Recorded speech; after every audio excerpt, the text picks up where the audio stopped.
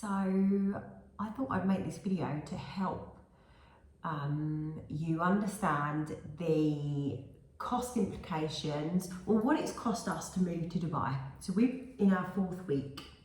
We've been here a month, which is just crazy to think we've been here a month. We lived in Northwest Kent, borders of London, Northwest Kent, for our whole lives, 40 years living there. Always knew we wanted to move abroad. First time I come to Dubai was 2015 on our honeymoon. As soon as I got out of the airport, I knew I wanted to live here. I just love it. I just absolutely loved it from the minute I stepped foot in this country.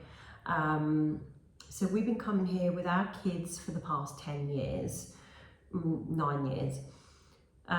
You're watching this video in 2024, it's November 2024. So these are the prices that are kind of relevant now, although things change here very, very quickly. So yes, we come here on our honeymoon first, holidayed here, absolutely loved it. And then actually my son got a job here last December as a real estate agent, which had a medical insurance package and paid for his visa. The only thing he had to cover was accommodation, which I'm going to go into prices in a moment, but accommodation, his car, things like that. So we decided we wanted to move to Dubai quite a while ago. We had a couple of opportunities come up with my husband with a really good work package.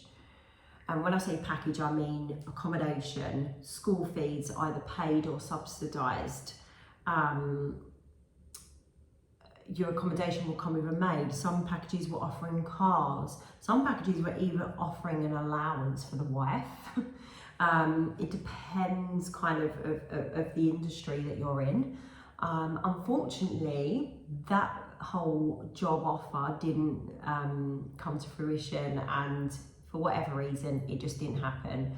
This was pre-lockdown COVID as well, so obviously things have changed a lot, and I've heard that it is almost impossible to have a job with a very good package. So again, when I say package, and I refer to packages in this video, I mean a company sponsors you and gives you a package of insurance. This company were even offering 4 business class flights home a year back to your home country so you can visit family. Those are really unheard of now, and I really wish we had this package right now because it's been expensive, very expensive. So we decided we wanted to move for many, many reasons. One of them being our daughter, we've got 2 children. So our son, as I said, moved here last December. And then we've got a daughter who's currently 11, and she was starting secondary school. So leaving junior school, going into a secondary school back in the UK. And that was making me very uncomfortable. The area where we lived wasn't particularly a safe area. And the timing was just right this time. The timing was right. I needed a change. I was working a corporate 9-to-5 job from home, so I wasn't really seeing people, stuck at a laptop, indoors all the time, you know, not moving, not active, felt like you're putting on weight, you know, that whole thing. So a whole lifestyle switch up is what we were craving. We wanted more family balance. My husband works in TV, so he was always working extremely long hours, weekends, etc, etc. So there were so many boxes that I saw on Instagram that would be ticked if we moved to Dubai. So people saying how safe it was. Obviously the weather's a given. You're waking up to sunshine every day. And all of the stuff that you kind of move to Dubai for. If you're thinking about moving to Dubai, you'll probably know all this stuff anyway. You know that you want more for your family. You want a safe environment for your children and for yourself, especially as a woman. You want to be able to walk around at night. And I went for a run last night. It's safe, you know, it's safe. People don't lock their front doors. I personally still lock my front door when I go to bed. That's a habit. I don't think it's a bad habit to be in, but you kind of probably know what you're moving to Dubai for. What I want to get into really is what it's cost us to get here, okay? So we've moved for all these reasons. To make this move, we had to make the decision to sell our home in the UK. So our setup was we had a mortgage on a 3-bedroom house, very normal townhouse on a new build estate. I'd lived there for 10 years, kind of had outgrown the house and wanted to move, but there was nowhere in the UK that excited us to go. The kind of house that we wanted, the 4 to 5 bedroom house with a double garage and land and a big garden, not many people around you, you're looking at over £1 million. And we would have put ourselves into debt to have a house that we wanted in the UK, but no, we didn't want to be in the UK. So as I say, the timing was right. So to get to Dubai, we had to sell our house. So a lot of people are saying, wow, why didn't you just rent it out? Financially, we wouldn't have been able to move without releasing the capital from our property. Secondly, we owned a property in Italy, which our savings that we did have had been put into purchasing this house in Italy. So we didn't have too much savings, so we had to sell the property to come here. So a lot of people have said, oh, that's a risk, you know, but there's no risk without reward. Can't take your money to the grave if we just felt like it was the right thing to do. It was the right risk to take. So we are in 2024 at the moment. It is November 2024, and we knew that we wanted to move kind of as soon as possible. We made the decision in May to move, and then as I say, we're now in October. We sold our house in the July. We moved out on October the 10th. So that's how quick it was for us. Once our family kind of make a decision, we kind of roll with it and go with it. So we had the money from the sale of our house to move to Dubai.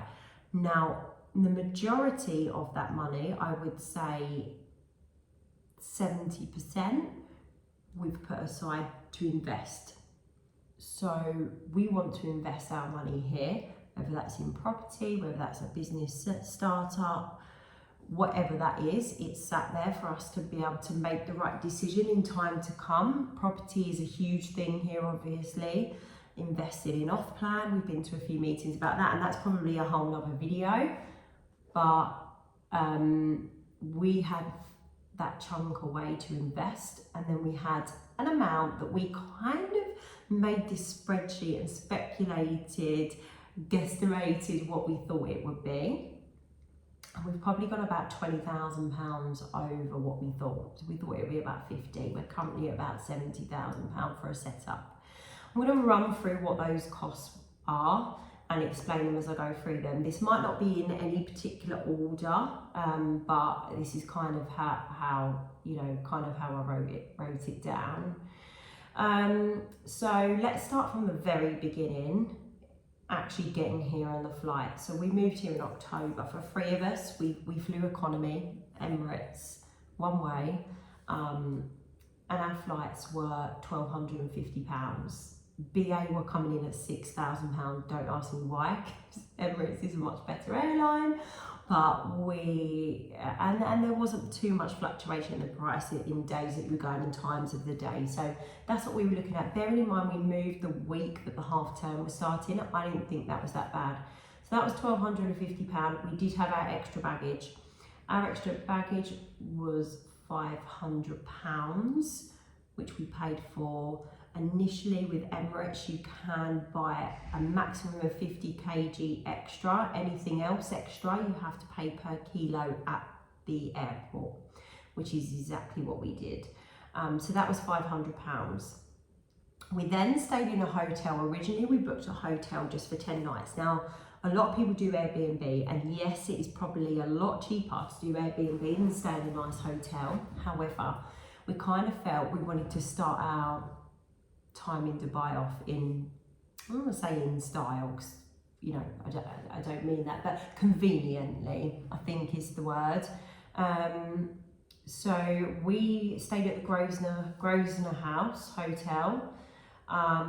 We originally booked for 9 nights, which was, I think, £2,800.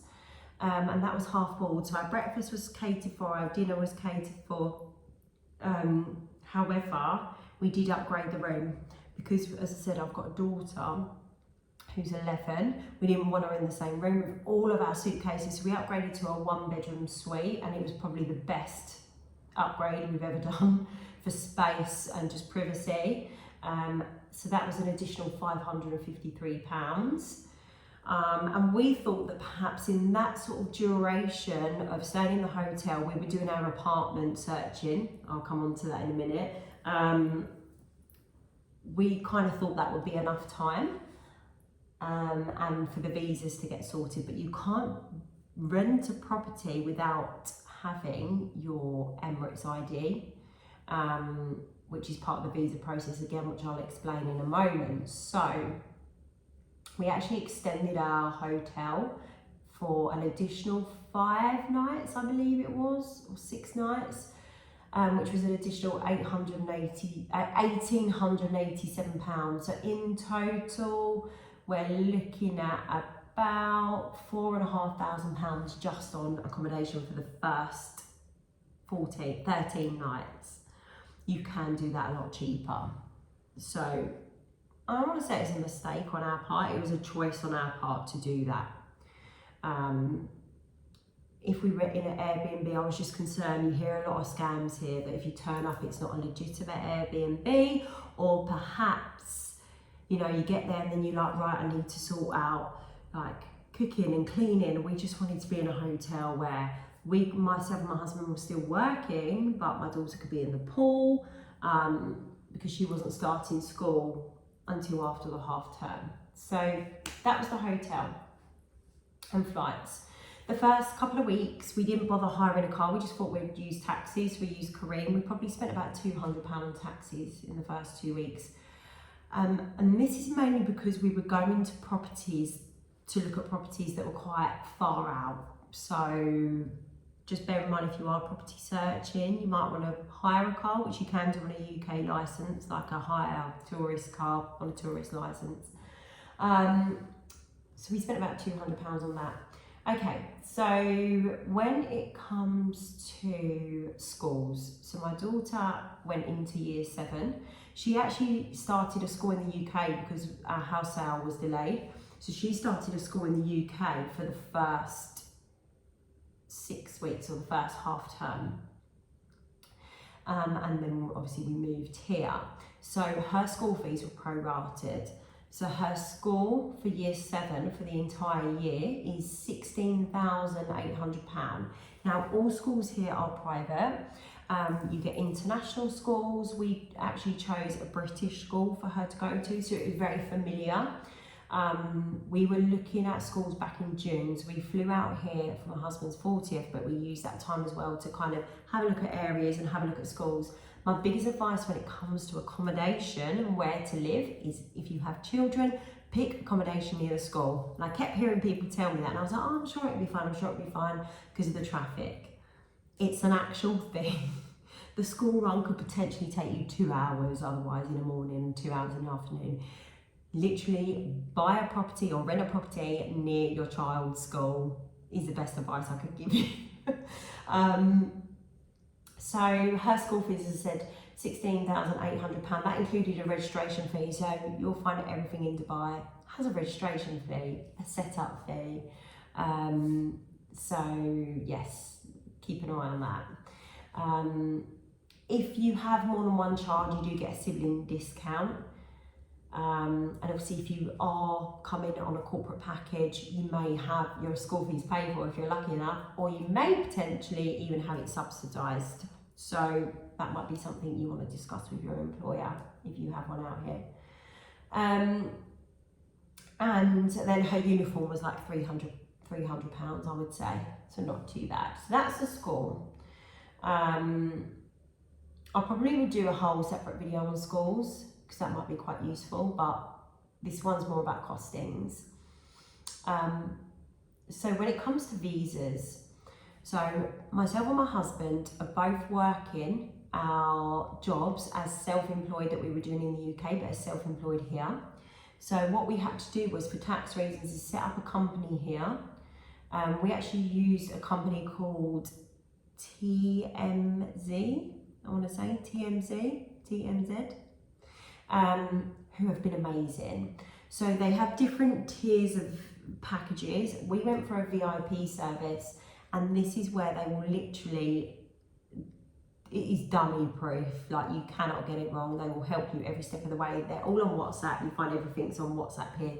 Huge deals are done on WhatsApp. Big personal conversations are done on WhatsApp here. So WhatsApp is a normal thing. Make sure you get WhatsApp business.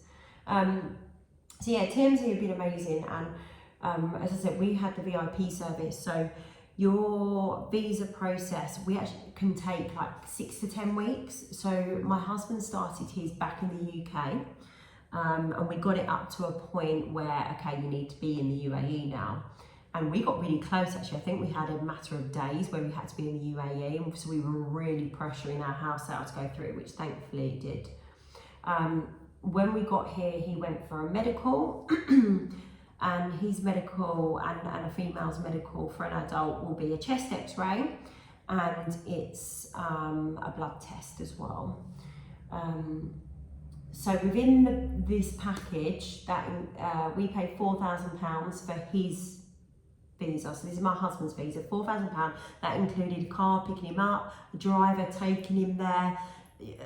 It's that constant one-to-one chat service. Sir, I need this now. Madam, I need this now. They literally talk you through everything. So if you do decide to use TMZ, mention our names. So it's Sarah and Errol Osman, and you will get a discount on that.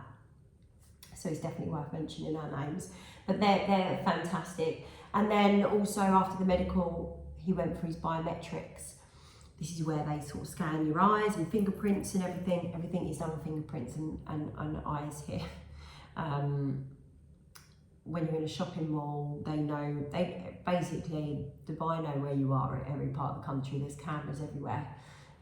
Cameras on the cars, like on the roads. Everything is done on cameras, so they know. Like, I think this is why Dubai is such a safe country, because they can track everyone. Some people aren't comfortable with that, but I'm more than comfortable with that if I'm living in a safe country and the Dubai government know who's where and who shouldn't be here, etc. So I'm more than happy for that. So the visa for my husband was £4,000. Then he's sponsored, and that was a business setup as well. So as I said, we had to set up a business here for tax reasons.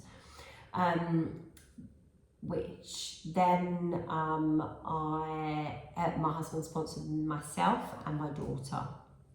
And you find that's quite a common thing here. If your company's not sponsoring you, then your husband will sponsor you. It's just how it works here, whether you like it or not. So for myself, for my visa, and for my daughters, it's been £3,000. So it's about £7,000 visas for us all, and that is a free zone visa, I believe. I've got that right. It's a free zone visa, so that means we can do self-employed, and you basically have to tick certain categories. You can pick up to 3, I believe, categories that you can work within. So TV, broadcast, social media, and content, digital marketing, something like that, I think would be it. I'm also a fitness instructor, so if I wanted to go and teach fitness, I would have to pay an additional service to go onto my Emirates ID. So basically on the back of your Emirates ID card, which looks like a UK driving licence, is this card, and it will have on there pretty much all of your information and who you're working for, whether you're freelance. It's really important that information is correct and up to date, because you can be fined or prosecuted if you are basically working outside of those guidelines. So again, this company TMZ will help you with all of that. Document attestation is something that we didn't know about till near the time moving to Dubai, and that was a bit faffy. So note down this website. It's called MOFA, and it's the Ministry of Foreign, I'm gonna get it wrong. I'm not even gonna try and pretend that I know what it stands for. Ministry of Foreign Affairs, potentially, for the UAE.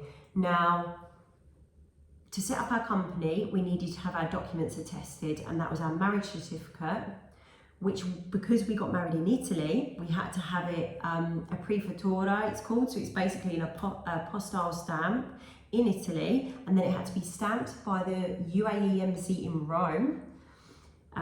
If you want more information on that, if you got married in Italy or abroad, then I can message me separately, and I can give you the information on that, because that could be a whole other video.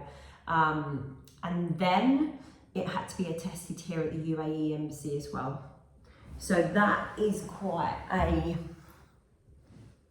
faffy thing to do. So that was a marriage certificate, and then also our daughter's birth certificate had to be attested. Because our birth certificate was issued in the UK, it had to be have an apostille stamp, which was done by the government, UK government, and then it was sent to the UAE embassy in London, and then it had to go to the UAE embassy here. Also, just to make you aware, if your documents were issued in another country like mine were, our Italian marriage certificate has to be translated as well. So we had to pay translation fee, which is about £50. So document attestation here and in the UK, I think in total was about £800, £600 to £800 for 2 documents, but it will probably be cheaper if yours were issued in the UK. I had to do a little bit more because ours was issued outside of the UK as well. So that's a little bit with the visas. I've currently had my medical. The results of my medical got sent to the visa company. They have then sent that off to whoever issues the Emirates ID, and then I have my biometrics appointment on Wednesday, which is very quick. The medical was so quick, honestly. It's like going into a doctor's surgery. Loads of people there waiting. It's a men's side, women's side. You go in, you literally have a quick blood test done, in and out, and I think, and then your chest X-ray. I honestly think I was in there for a maximum of 15 minutes. It's very quick. If you go through this company as well, you don't have to queue and wait. They literally get you to the front of the queue. So that's this part of this VIP service, I believe. Accommodation. Here we go. This is where we start hiking up the money a little bit more. So we're renting, we're not buying, and you find that renting is very common here. And with renting, it's done in checks. It feels a bit backwards and old school, but it's done in checks. And again, you may know this, you may not. So if you are paying in one check, it means you're paying your rent for the year in 12 months. That means one check. If you're paying in 2 checks, it means you're paying it 6 months for when you start your tenancy, and then 6 months later. 3 checks every 4 months, so on and so on. Most landlords want 1 or 2 checks. So you need to think you need to have your year's rent up front, or at least 6 months of it. Not many places accept 3 or 4 checks. If they do, your rental price is higher. If you can pay it in 1 check, you'll get it much, much cheaper. So for our rent, it was 170,000 AED dirham, which equates to around £36,500, which for rent is obviously a very high amount. But this is based on a 3-bedroom villa with an additional room that's currently I'm sitting in at the moment, which they class as a maid's room. So we would probably call it a 4-bedroom at home, but here it's classed as a 3-bedroom plus a maid's room. The maid's room is technically when if you were to have a maid, they would live in, and then they've got their own bathroom and their own room. This is quite a nice size for a maid's room. Some of the properties we were looking at, the maid's room was just, it was like a broom cupboard. This is quite a nice size. I would say it's classed as a single size room. So yes, our rent, and we actually did this in 2 checks, which is why we managed to get it slightly cheaper. If we'd have done it in 4 checks, it probably would have been about 10,000, 20,000 dirham more. So it is worth doing it in 1 or 2 checks if you can afford to do so. You do have a security deposit as well, which is very similar to if you were renting back in the UK. So the security deposit here in pounds was £1,800. That is refundable as long as you haven't damaged the property. They do say, you know, they allow for general wear and tear, but if you are sort of, it's just something you would discuss with your landlord. If you're hanging things up, pictures, stuff like that, you've got to fill holes in, just the normal courteous thing that you would do. You then have an agent fee. So it's a bit like an estate agent fee, but yeah, your agent fee. So our agent fee was £1,900. So that was the cost of that. That you then have something called a DEWA, DEWA, DEWA. So this basically is Dubai Electric and Water. You have to sign up to it. So remember what I was saying about the registration with the schools? It's the same with the DEWA. So you pay like a registration fee to sign up to have the privilege of electric and water. So the sign up fee for the DEWA was £1,050. Once you've signed up, however, you can take that with you. So if we, after our tenancy here, after a year, if we were to move to another property, we could take the DEWA with us. That was set up online. It wasn't too bad. It was quite easy to do. My husband kind of took care of that side of it. You then have something called an Ajari. So basically this is a tenancy contract. Now our landlord actually paid the Ajari for us, which was £250, which was a great help. Not all landlords will do this, just to bear that in mind. So it's basically a tenancy contract, and you will need that pretty much for everything. You will need to show the tenancy contract for a lot of things, whether you're getting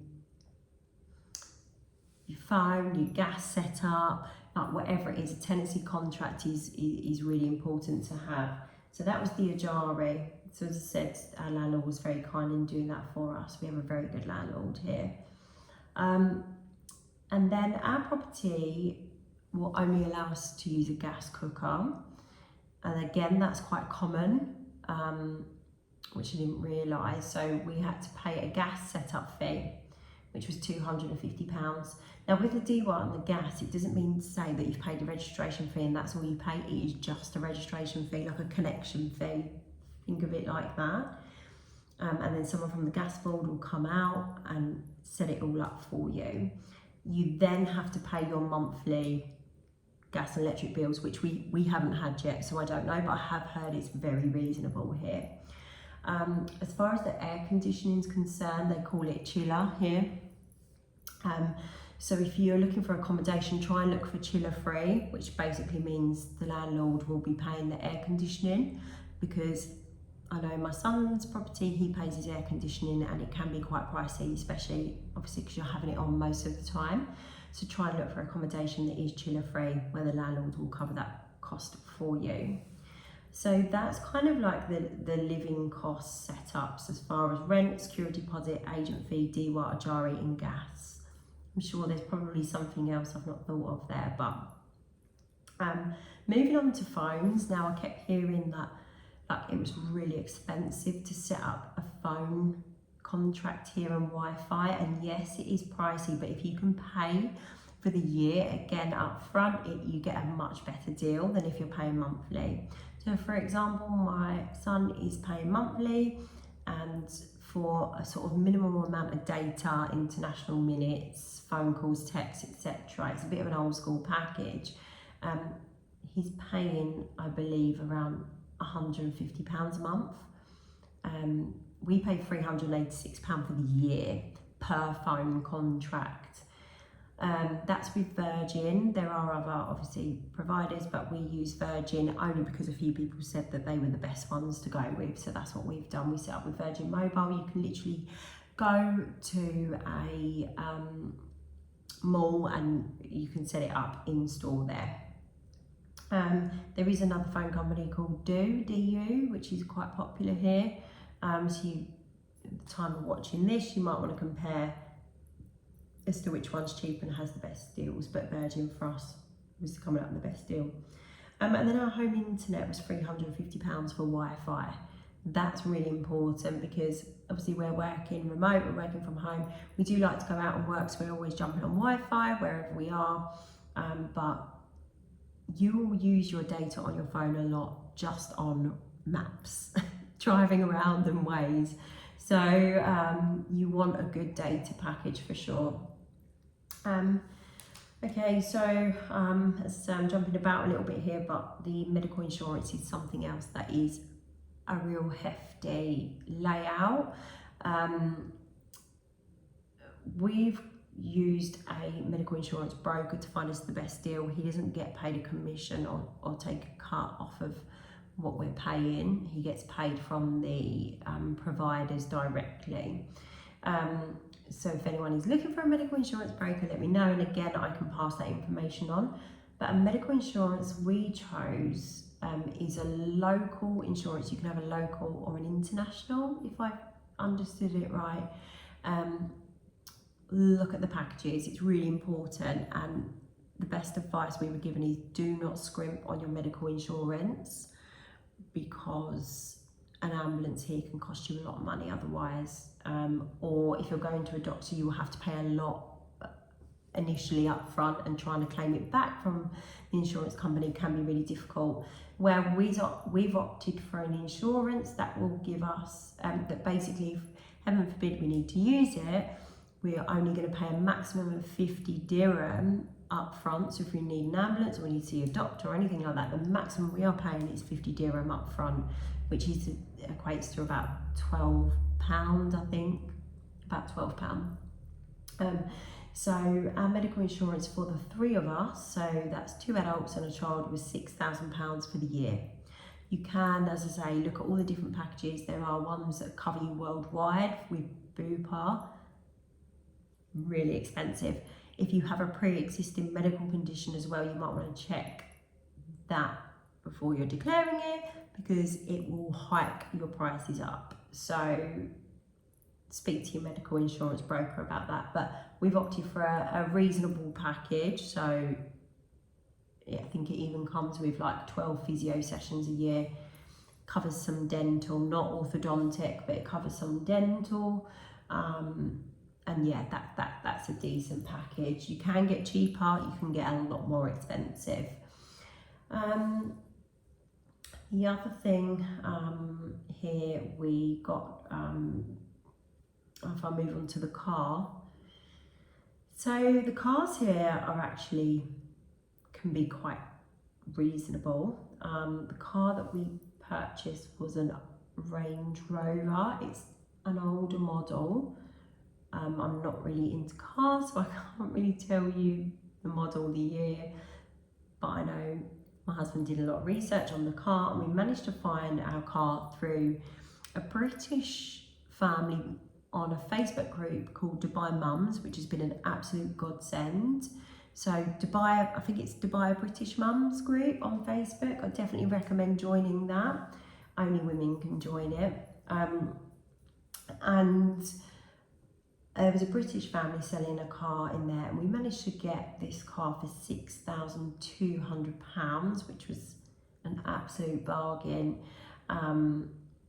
Then we insured it for £400, which if we bought that car and insured it at home, it would just be like a triple, quadruple more, like just ridiculous. So cars are very cheap here. We were advised to be very careful about buying off of apps and things like that, because sometimes you get fake listings or sometimes the cars aren't sound. There is an app called Dubizzle. A lot of people buy and sell things off there. But we built up quite a good conversation through Facebook with this British family when my husband went and met them, drove the car around, test drove it, and was really happy. You then have to go to, I believe it's the RTA, and the new owner of the car and the previous owner have to go there together, and then it's like a transfer. So where in England we would just like sign the logbook, that green slip, is it B5C or something? Here you actually go to a place that the RTA where they actually do a car ownership transfer, which was £200, which I don't know who's actually liable for that, but the original owner of our car actually paid that, which is very nice of him to do so. So that was £200. You then have to transfer your UK licence to a Dubai licence. Now, currently, because I don't have my Emirates ID, I can drive on my UK licence. The minute I have my Emirates ID, I have to transfer my licence to a Dubai licence. Now, you keep your UK one for when obviously you go and you have not handed it in, but you have to apply for a Dubai licence. So that was £180. To do that, you have to have an eye test as well. I wear glasses. I haven't had mine yet, so I'm gonna have to take my glasses. But my husband went and he said it was very quick. It's like being at an optician's, not as in depth. You just have to read like you would on the screen, and you pay for your eye test as well, which was £30. So that's all kind of done when you're transferring your license as well. When you're doing the car ownership transfer as well, and someone new is purchasing the car, they actually take it for like, I think like a mini MOT, but it's a car safety test. That was £50. So at least you know you're getting a car that's safe and sound, and you're not being sold sort of a car that's not worthy of the money. So that's the car side of things. Obviously, as you probably know, the fuel is very, very cheap. We have a 5 litre engine and it costs £40 to fill it up. At home, we wouldn't be able to afford to have that car. A lot of people here in Dubai have big cars and you kind of feel like you need a big car because the lanes are so big and you just feel safer. So the kind of cars that you probably wouldn't drive at home, you would want to drive here. Let's see what else is there. And then the final kind of thing was like furnishing the house. Now you can get properties furnished. The only thing is, which I heard happens a lot, is that if you're renting a property that's furnished, anything happens to you're basically going to lose your security deposit because they will say, oh, this wasn't like this, and the landlords can be a little bit of a nightmare. Apparently, like as I say, we've got a very good landlord, very, very good, very kind and understanding and accommodating, but I have heard a few horror stories, so really make sure you've got a good landlord there.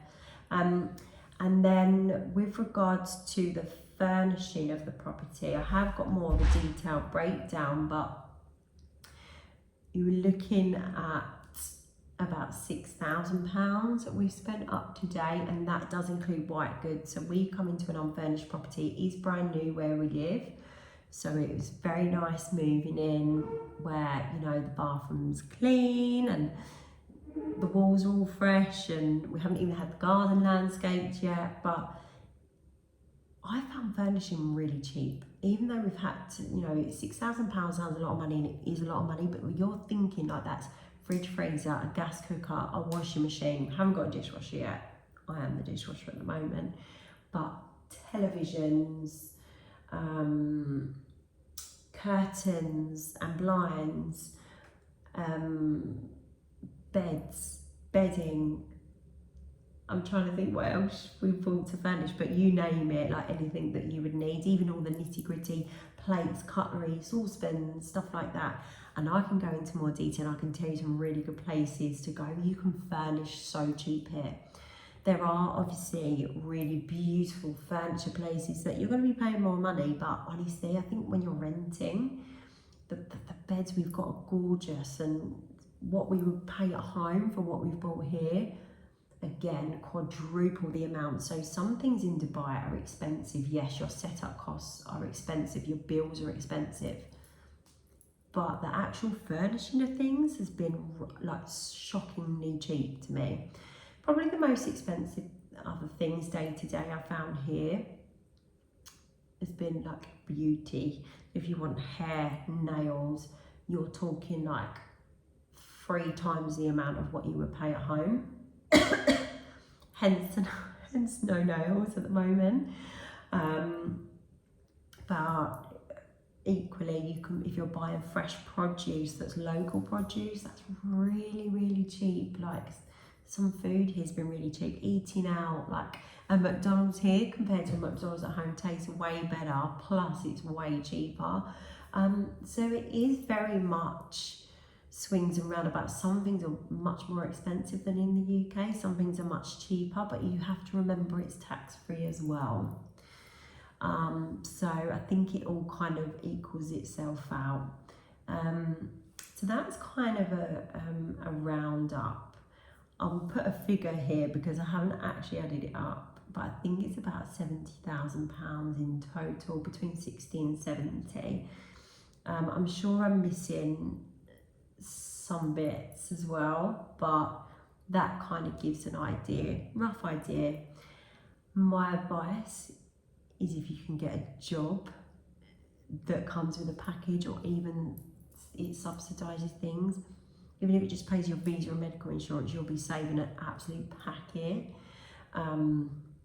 It is expensive. And then a lot of people say, well, you've paid for your setup, you haven't got to worry for a year, but each month you've got to save, because in a year's time you're going to have to pay a lot of this again. So yeah, but is it worth it? For me, yes. The last 4 weeks have been a whirlwind. The days go so fast here, but the pros are you're waking up to sunshine every single day. I totally get the safety aspect already. I can feel that. I went for a run, as I said last night, in the dark around my estate, and you just don't feel that nervousness. You can put your bag down, you can leave your laptop on the side while you go to the toilet if you're out in a public place. Obviously there are still things that I would be wary of.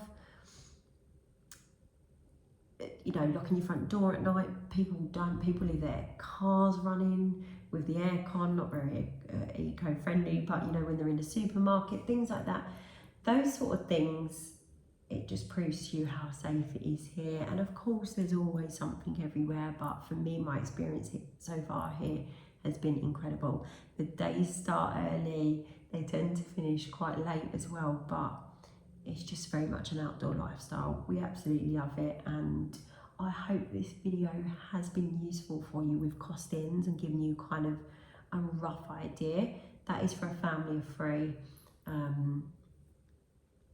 Obviously, the more children you have, the more expensive it's going to be with school fees. But as I say, it is subsidised, and you're going to probably want bigger properties. But yeah, hopefully that helps.